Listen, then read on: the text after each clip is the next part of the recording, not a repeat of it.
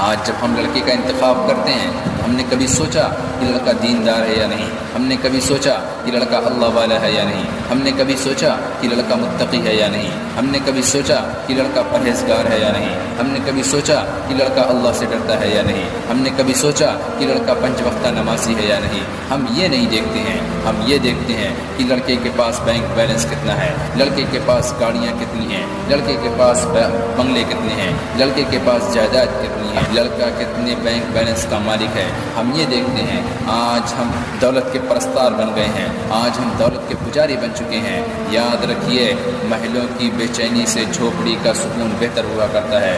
फरमाया टीपू सुल्तान शहीद रहमतुल्लाह अलैह ने कि शेर की एक दिन की ज़िंदगी गीदड़ की 100 साला ज़िंदगी से बेहतर हुआ करती है। आपकी बेटी महलों के अंदर सिसक कर रो कर दम तोड़े, इससे बेहतर है कि किसी झोपड़ी में आराम की नींद सो।